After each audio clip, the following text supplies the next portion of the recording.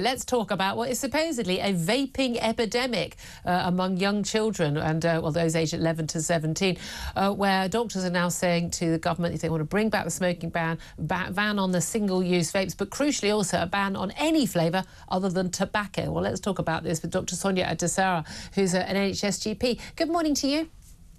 Good morning, Julia. Thank you so much for joining us. I mean, first of all, is there an epidemic? I've seen figures suggesting that only 7% of children aged 11 to 17 smoke vapes. I mean, that's 7% too many, but it's hardly an epidemic, is it?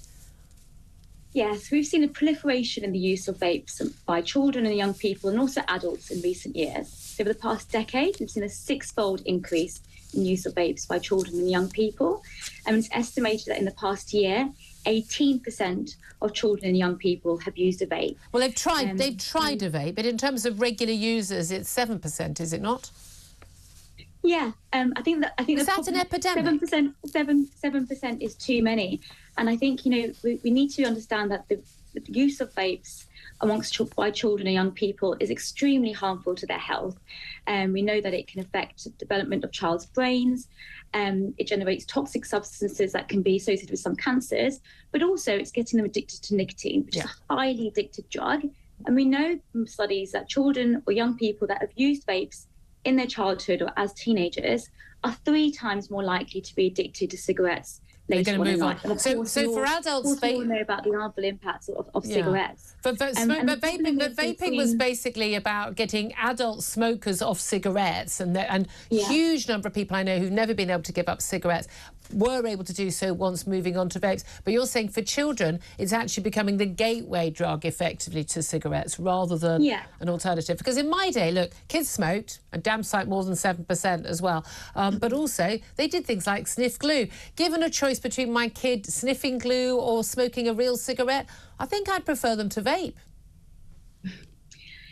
Well, as you said, vapes and e-cigarettes can be useful to get people off cigarettes. But the problem is that we're seeing that vapes and e-cigarettes are being used to get people addicted to nicotine and addicted to cigarettes. And we all know about the harm from cigarettes. I've seen that throughout my career. Yeah. It destroys people's health.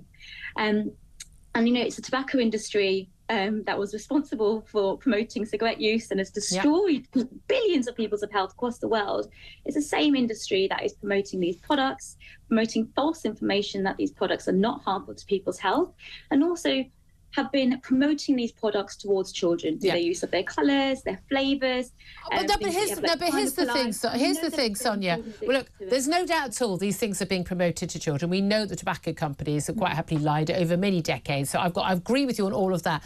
And is that the brightly coloured, the sort of the glittery, single-use vapes and the flavours, the bubble gum and the like, it's clearly being marketed to children in the same way that most people who start smoking cigarettes have started as children. But isn't the solution to that simply prosecuting those who sell them to children? £50,000 fines for those shops we see on our local high street. We're going to send loads of testers. You sell to anyone who's under 18, you're going to basically lose your livelihood. That'll stop it in its tracks. That's the solution, isn't it? I think we need to go further than that. I think we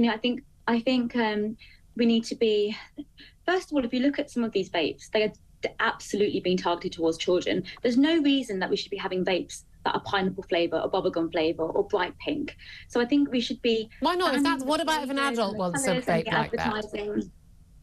So the problem, the problem that I've seen in my clinic is that it's not just children that are getting addicted to vapes, also adults. So one of these disposable vapes, which you can buy from like a £5 from your local newsagent, which is often on the side next to the candy or the chocolate, that's the equivalent of about up to 30 cigarettes.